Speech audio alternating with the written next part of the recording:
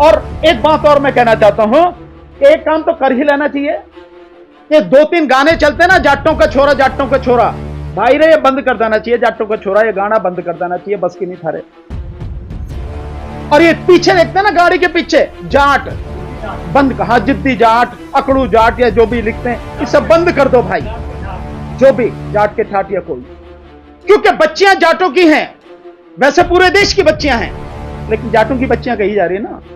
और तुम्हारी बहन बेटियों की इज्जत आबरू का जो सौदा जिसने भी किया है, चाहे तुमने किया हो, जो भी शामिल है, इससे ज्यादा डूब मरने वाली बात कोई नहीं होती। अगर इतना मजबूत समाज अपनी बहन बेटियों की इज्जत आबरू को नहीं बचा सकता, जब सारी चीज चौराहे पर आ गई और सौदा उसका कर लिया गया उन्हीं के बीच में से किसी व्यक्ति ने, इससे ज्यादा गंभीर परिस्थिति और क्या होगी। निश्चित रूप से मैं आपकी बात से सहमत हूं कि जो सवाल है जितने औरों पर उठ रहे हैं, खाप पंचायत पर या उन दलालों पर जो इसमें शामिल हैं, उतने ही सवाल, उतनी ही उंगलियां पहलवानों की तरफ भी उठेंगी और उठ रही हैं। क्यों? क्योंकि पीड़ित कौन है? पहलवान। कोई भी मैदान छोड़ के भाग जाए, कम से कम पीड़ित को तो नहीं भागना चाहिए। और पीड़ित के साथ कुछ भी हो रहा है तो जिन लोगों से, पूरे देश से जब आप ये डिमांड कर रहे हो कि हमारा साथ दें, और लोग जब आपके साथ में पूरा देश आकर खड़ा हो गया, कितने ही खिलाड़ी खड़े हो गए, कितने ही सामाजिक कार्यकर्ता खड़े हो गए, लगभग सारी पॉलिटिकल पार्टियां आपके साथ में खड़ी हो, उस समय आप जा रहे हो गृह मंत्री से रात को 11 बजे के बाद बात करने जा रहे हो, ये निश्चित रूप से संदेह के घेरे में। और बात करने भी कौन जा रहा है? बात करने जा रहे हैं साक्षी मलिक, उसके पति और 2 एक कोच वगैरह। तो उस समय विनेश फोगाट कहां है? उस समय बजरंग पुनिया कहां है? क्या इनको भी धोखे में रखा गया? ये है कि भैया तुम मिलकर आ जाओ, हम थोड़ा सा भी पीछे ही हैं। तो ये सवाल पहलवानों पर भी उठेंगे और ये पहलवानों की पहली जिम्मेदारी है कि इस बात को क्लियर करें कि सौदेबाजी में कौन कौन शामिल है। क्या वो स्वयं शामिल है या उनके अलावा कोई और शामिल है? उनको डरा गया, धमकाया गया, लालच दिया गया है, क्या किया गया है? इसकी जिम्मेदारी पहलवानों के ऊपर भी है, वो भी करें। और दूसरा, विनेश फोगाट को केवल गृह मंत्री से मिलने ही नहीं, जब खेल मंत्री से मिलने गए हैं तब भी विनेश फोगाट साथ में नहीं है। टिकैत भाइयों ने हरिद्वार से लेकर के सोनीपत तक पूरी इसमें भूमिका निभाई है, उनकी किस तरह देखते हैं इस भूमिका को? वो गाजीपुर में भी आए थे, वो सोनीपत में भी गए थे, हरिद्वार भी गए थे, मेडल लेकर तो परेड परेड कराई जा रही थी इनकी बहनों की। मैं निश्चित रूप से, मैं हरिद्वार से लेकर कौन आया?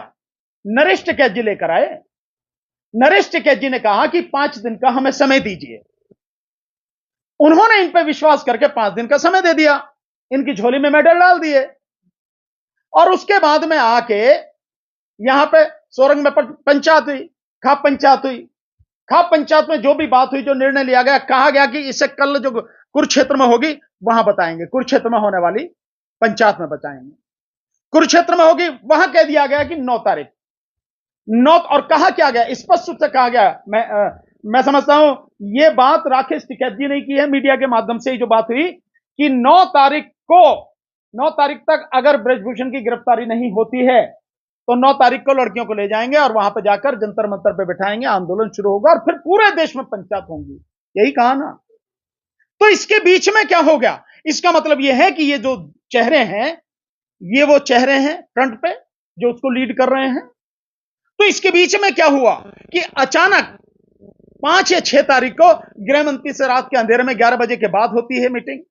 उस मीटिंग की भी कहीं कोई चर्चा ना की जाए और फिर उसके बाद में मीटिंग होती है खेल मंत्री से, अनुराग से, और उसके बाद में ये सारी चीजें आ रही हैं कि गिरफ्तारी को छोड़ के, और गिरफ्तारी को छोड़ के वो तो बात ही खत्म होगी। अब गिरफ्तारी छोड़ो न छोड़ो, जैसे ही 15 तारीख को चार्जशीट फाइल हो जाएगी, पुलिस आराम से अपने हाथ खड़े कर देगी, भाई हमारा जो काम था इन्वेस्टिगेशन करना हमने कर दी। जो कही जा रही है ना कि कड़ी चार्जशीट फाइल हो गई, अबे कड़ी या कमजोर चार्जशीट का मतलब ही खत्म हो गया। तो जो चार्जशीट है वो जैसे ही फाइल हो जाएगी, सबके हाथ से चीजें निकल जाएंगी और सब कोर्ट के हाथ में चली जाएगी। और कुछ नहीं, सरकार सिंपल कहते भैया हम कुछ नहीं कर सकते, अब तो कोर्ट के पास जो भी करेगी कोर्ट ही करेगी, खत्म हो गया ना आंदोलन। लखीमपुर में भी टिकैत साहब चले गए थे बड़े राम से, और जब 28 तारीख को जब नई संसद को भेजने की बात हुई थी, यहाँ भी गिरफ्तारी नहीं हो पाई थी, बाकी नेता गिरफ्तार कर लिए गए थे, तो टिकैत साहब की तो भूमिका कितने से देख रहे थे? नहीं, निश्चित रूप से इस बात को क्लियर उन्हीं को करना पड़ेगा ना कि ये सब क्या है, क्यों उनकी तरफ ये जो उंगलियां उठ रही हैं, क्यों उठ रही हैं। इसका जवाब मैं समझता हूं उनसे बेहतर कौन दे सकता है। क्या मीडिएटर है ये टिकैत साहब? मैं कैसे कह सकता हूं कि मीडिएटर हैं क्या हैं, पर मैं तो यह कह सकता हूं कि लोगों के सवाल जो उठ रहे हैं उसका जवाब उन्हें देना चाहिए, नहीं तो वो सवालों को घेरे में रहेंगे। जो बात आप कह रहे हैं ये सारी चीजें होंगी, इसका जवाब उन्हें देना चाहिए। और मैं ये भी कहता हूं, और एक बात और मैं कहना चाहता हूं कि एक काम तो कर ही लेना चाहिए कि 2-3 गाने चलते ना, जाटों का छोरा जाटों का छोरा, भाई रे ये बंद कर देना चाहिए, जाटों का छोरा ये गाना बंद कर देना चाहिए, बस की नहीं थारे।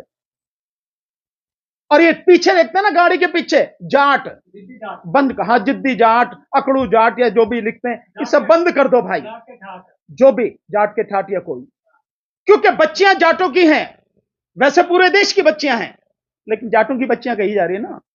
और तुम्हारी बहन बेटियों की इज्जत आबरू का जो सौदा जिसने भी किया है, चाहे तुमने किया हो, जो भी शामिल है, इससे ज्यादा डूब मरने वाली बात कोई नहीं होगी। सर एक सवाल है जो अभी चल रहा है कि जो पहलवानों का आंदोलन हुआ उसके बीच में कई मुद्दे दबा दिए गए, इसलिए इनको आगे किया गया और उसके बाद वो खत्म भी होता जा रहा है।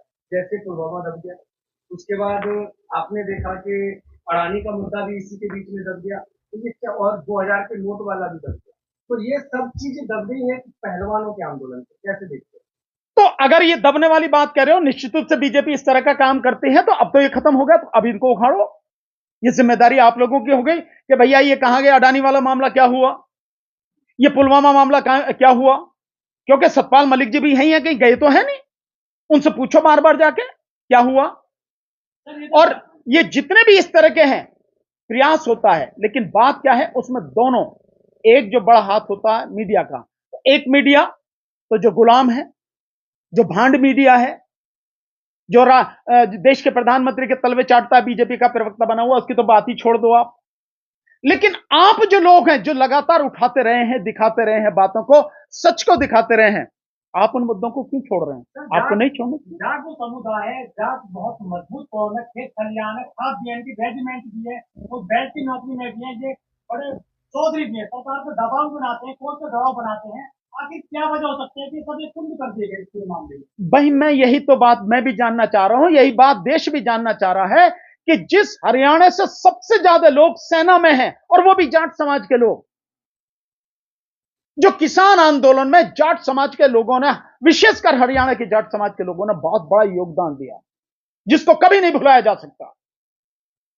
पंजाब के साथ में कंधे से कंधा मिलाकर बिल्कुल भाई की तरह उन्होंने काम किया। आज जब बहन बेटियों की इज्जत आबरू की बात हो गई, तो कौन उनके बीच में से सौदागर है? या तो उनके बीच में से है, उनकी बिरादरी का है, या कोई और है तो कौन है? उसकी जानकारी पूरे देश को होना बहुत जरूरी है। यह छोटा नहीं, यह बड़ा गंभीर मसला है, क्योंकि इसी तरह से अगर दलाल बीच में आते रहेंगे और पता नहीं लगे कि दलाल कौन है सरकार का, सौदागर कौन है हमारे बीच में आने वाला, तो आगे बहुत धोखा होता रहेगा। तो लोग भी समर्थन करने गए थे, जो दलित संगठन है, बहुजन संगठन है, जैसे कि चंद्रशेखर हो गए, आप हो गए, इनको क्या मिला पूरे आंदोलन में? नहीं, इनको मिलने की बात नहीं है, बात यह है कि कहीं अन्याय हो रहा है, उस अन्याय के खिलाफ आवाज उठाना हर जागरूक नागरिक का, हर अच्छे सामाजिक कार्यकर्ता का, राजनीतिक व्यक्ति का फर्ज है, संगठनों का फर्ज है कि करें। हम सब ने वही फर्ज उठाया, लेकिन बात यह है कि हमने किसान आंदोलन में भी 13 महीने साथ दिया, हमने सीएनआरसी का आंदोलन में लगा था, केवल सीएनआरसी का आंदोलन नहीं बिका, वो नहीं बिका, बाकी सारे आंदोलन बिके। और हम लोगों ने बाकायदा, जैसे आंगनवाड़ियों का आंदोलन था उसमें साथ दिया, इस आंदोलन में भी लगातार साथ। सो वो कौन है हमारे बीच से दलाल जिनकी तरफ सुई घूम रही है, जिनके नाम आ रहे हैं, या और भी ऐसे कोई लोग के पर्दे के पीछे कुछ और सामने कोई और है? निश्चित रूप से सरकार तो शामिल है, पर सरकार की दलाली करने वाले तो लोग होंगे, बीच में सौदागर तो कोई होंगे, उनका पता लगना बहुत जरूरी है। अगर इतना मजबूत समाज अपनी बहन बेटियों की इज्जत आबरू को नहीं बचा सकता, जब सारी चीज चौराहे पर आ गई और सौदा उसका कर लिया गया उन्हीं के बीच में से किसी व्यक्ति ने। इससे ज्यादा गंभीर परिस्थिति और क्या होगी? सर मेरा सवाल दर्शकों की तरफ से क्योंकि तमाम व्यूअर्स हैं, जाहिर तौर पर जनता को तो ठगा गया है पहलवानों के प्रदर्शन के माध्यम से। अब सवाल ये है कि ठगा किसने है, पहलवानों ने, सत्ता पक्ष ने या किसानों ने? देखिए, ये जिम्मेदारी, सबसे बड़ी जिम्मेदारी है पहलवानों की। ये वो पता लगाएं, वो अंदर तक, क्योंकि कोई भी बात हुई है, कोई भी पंचायत हुई है, उसमें वो शामिल रहे हैं, कोई भी फैसला हुआ उसमें वो शामिल रहे हैं। पीड़ित कौन है? वो हैं। उससे मंत्री से मिले हैं, गृह मंत्री से तो वो मिले हैं, खेल मंत्री से मिले हैं तो वो मिले हैं। उनको जानकारी होगी या उन्हें जानकारी निकालनी चाहिए, और उनकी ये जिम्मेदारी है कि देश को बताएं कि इस आंदोलन को बेड़ा गर्क करने वाले, इसको बेचने वाले सौदागर कौन हैं। ये उनकी जिम्मेदारी है, नहीं तो सुई उनकी तरफ भी उठेगी। निश्चित रूप से समाज के वो लोग जो बिल्कुल निष्पक्ष भाव से, बिना किसी लालच के, देश को बचाने के लिए बहन बेटियों की इज्जत आबरू से खिलवाड़ करने वालों अपराधियों को सलाखों के पीछे पहुंचाने के लिए जो आंदोलन कर रहे थे, उनके पीठ में छुरा भोंका गया। उनकी जिम्मेदारी पहलवानों की, और इसके अलावा और वो लोग जो विशेषकर खाप पंचायत के लोग, क्योंकि खाप पंचायत हर एक उसमें शामिल नहीं है, जो किसान संगठनों के लोग हैं, उनकी जिम्मेदारी है बताएं। उन्हें मालूम होगा कि दलाल कौन है, बहन बेटियों की इज्जत आबरू का सौदागर कौन है। यहां यह है कि अपराधी जो है उसको कानूनी रूप से सजा मिले, और जो आंदोलन किया जा रहा है, जिस आंदोलन में पूरा देश शामिल हो चुका है, वो आंदोलन एक निश्चित मंजिल तक जिसे लेके चला गया वहां तक पहुंचे, और जो कुछ भी हो बिल्कुल सबके सामने हो, कुछ भी पर्दे में ना रहे, सारा पारदर्शी होना चाहिए। ऐसा नहीं है तो आंदोलन में सारे लोग साथ देंगे, और ये जो बाकी हैं अब ले लेंगे सब लोग।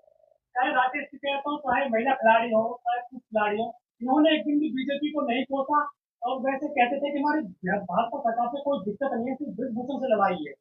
नहीं, निश्चित रूप से ये बात अपने आप सवालों के घेरे में आ जाती है। मैंने तो किसान आंदोलन में भी पहले दिन कहा था कि सबसे बड़ी दिक्कत किसान कानून दिक्कत नहीं है, कानून तो कभी भी खत्म हो जाएंगे और कानून खत्म होंगे भी। हमने तो पहले ही कह दिया था कि दिक्कत क्या है कि जो सरकार ये कानून लेकर आ रही है, दिक्कत सबसे बड़ी वो है। अगर उस सरकार को उखाड़ के नहीं फेंकोगे तो ये दिक्कतें किसी ना किसी रूप में आती रहेंगी, और आ रही हैं आपके सामने।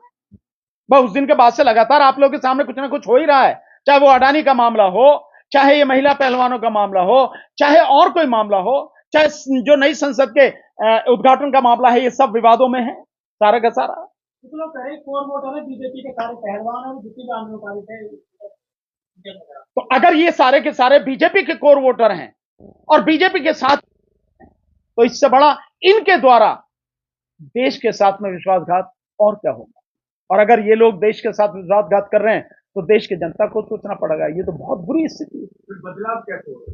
निश्चित रूप से जो लोग संघर्ष में रहे उन लोगों को आंदोलन में मतलब आवाज उठानी चाहिए। जैसे मैंने आपको क्यों बुलाया, आज प्रेस को मुझे बुलाने की क्या जरूरत थी, लेकिन मुझे लगा कि हम ईमानदारी से आंदोलन में साथ रहे हैं और देश के लोगों के साथ में धोखा हुआ है, उनकी पीठ में छुरा भोंका गया है, तो बेहतर यह है कि इस बात को लोगों के सामने लाया जाए। इसलिए मैंने आपको बुलाया और धन्यवाद आपका कि आप इतने सारे लोग आए हैं। जिस तरीके से पूरे आंदोलन में लगातार उतार चढ़ाव होते जा रहे हैं, क्या लगता है ये आंदोलन किस दिशा में जा रहा है और वाकई जो न्याय की लड़ाई थी न्याय मिल पाएगा क्या? नलिनी, ये न्याय मिलने की बात तो बहुत दूर की हो गई। आंदोलन किस दिशा में जाएगा? आंदोलन खत्म हो गया, आंदोलन नहीं बचा अब कुछ। नहीं, क्योंकि खिलाड़ी कह रहे हैं ना कि अब आंदोलन, खिलाड़ी क्या कह रहे हैं, उन्हें है क्या खिलाड़ियों को पता? लीगल पोजीशन क्या पता है खिलाड़ियों को? इसीलिए मैं बता रहा हूं ना भाई, कानून का आदमी मैं बताऊंगा ना कि लीगल पोजीशन क्या। जिस पल किसी भी केस में पुलिस ने इन्वेस्टिगेशन कंप्लीट करके चार्जशीट कोर्ट में फाइल कर दी, पुलिस अपना हाथ खड़ा कर देती कि भाई हमारे हाथ में कुछ नहीं, गिरफ्तार कौन करेगा? पुलिस। तो जब पुलिस के हाथ में ही नहीं है तो गिरफ्तार कौन करेगा? पुलिस ने तो काम उसका इन्वेस्टिगेशन करना था, एफआईआर इन्वेस्टिगेशन करी और इन्वेस्टिगेशन करके उसने बिना अरेस्ट किए कोर्ट में चार्जशीट फाइल कर दी। अब कोर्ट जाने, कोर्ट ही बुलाएगी, कोर्ट ही समन भेजेगी, कोर्ट ही सारी बात करेगी, या तो उसे बेल दे या बेल उसको ना दे। तो जिसको पुलिस ने ही गिरफ्तार नहीं किया, जिसे पुलिस को ही जिसकी जरूरत नहीं है, उसे कोर्ट गिरफ्तार करके क्या करेगी? आप देखना पहले दिन जाके उसे बेल मिल जानी है, उसके बाद चार्जशीट की कॉपी मिलेगी, देन आगे की कार्रवाई होगी, चार्ज पे आर्गुमेंट के लिए होगी, केस चलेगा, बात खत्म होगी। इतने बड़े एक्ट में ब्रिजभूषण की गिरफ्तारी में होगा, पहले से प्लान था ये? निश्चित रूप से भाई सरकार तो उसे बचाना ही चाह रही थी, सरकार ने बचा लिया, सरकार ने बहुत लीगल तरीके से उसको बचा लिया। और यही मैं कह रहा हूं, इस बचाने में, इस आंदोलन को खत्म करने में जितने भी बहन बेटियों की इज्जत आबरू के सौदागर हैं, पर उसके सरकार के जो दलाल हैं, उनका चेहरा लोगों के सामने आना चाहिए कि ये लोग दलाल हैं, इन्होंने ये सब कुछ किया है। क्योंकि आंदोलन तो जिस पल उन्होंने ये कहा कि 15 तारीख तक स्थगित का मतलब यह है कि 15 को चार्जशीट फाइल, खत्म कहानी, तुम्हारे हाथ में नहीं, ना सरकार के हाथ में, ना पुलिस के हाथ में, ना किसी के हाथ में, कोर्ट के हाथ में चला गया। सर, जिस समाज से ये बेटी आती है, जाट समाज हरियाणा में बहुत शोषण कार्य है, स्पेशली दलितों के खिलाफ, चाहे मिटपुर कांड हो, चाहे गोहाना कांड हो, चाहे रोहतक कांड हो, इन्होंने बड़े अपराध किए हैं दलितों पर, और आप इनके सपोर्ट में चले गए थे। क्या आपके सपोर्ट में आते हैं ये? बात ये नहीं है कि वो हमारे सपोर्ट में आते हैं या नहीं आते, ये मसला नहीं है। हमारे खिलाफ कोई अन्याय होता तो हम लड़ने में समर्थ हैं, सक्षम हैं, लड़ते हैं हम। हाँ, ये बात जरूर मैं कहता हूं कि अगर इनकी तरह तो हम होते, ताकतवर पैसे वाले होते, तो सरकार की नाक रगड़वा देते। हमारा समाज गरीब समाज, बावजूद उसके लड़ता है। और आपको शायद ध्यान नहीं है, मैंने सोनीपत की घटना बताई थी इसी आंदोलन में, पहलवानों के आंदोलन में। जब पहले दिन मैं गया, जब पहले दिन मैंने बात करी कि भाई, जब इतने अंतरराष्ट्रीय खिलाड़ियों के साथ में यह होता है और तुम्हारी एफआईआर नहीं हो रही, वो भी सुप्रीम कोर्ट के हस्तक्षेप के बाद हो रही है, सरकार तुम्हारी नहीं सुन रही, तो तुम उनकी सोचो जिनके पास कुछ नहीं है, जो गरीब है, कमजोर है। और मैंने कहा मुझे ध्यान है, मैंने यही शब्द कहा, मुझे ध्यान है, सोनीपत की 4 लड़कियां, जिनको जवान लड़कियां थी, जिनको उठाकर बलात्कार किया और वो रोती चीखती चिल्लाती रही, सरकार ने नहीं सुनी। इसी जंतर मंतर पर आकर वो लड़कियां आंदोलन कर रही थी, कुछ नहीं हुआ, किसी ने साथ नहीं दिया। लेकिन इसका मतलब यह नहीं है कि अगर वो हमारा साथ नहीं दे रहे हैं, या वो गरीब का साथ नहीं दे रहे हैं, या वो कमजोर का साथ नहीं दे रहे हैं, तो अगर कुछ गलत हो रहा है तो आप उसमें साथ में दो। फिर तो क्या रहा, फिर आप में और उनमें फर्क क्या है? फिर तो आप भी वैसे ही हो गए जैसे वो हैं। बात इंसान की है और इंसानियत की है। गलत कोई भी कर रहा, कहीं भी कर रहा है, उसके खिलाफ आप पूरी ईमानदारी से, पूरी ताकत से खड़े हो।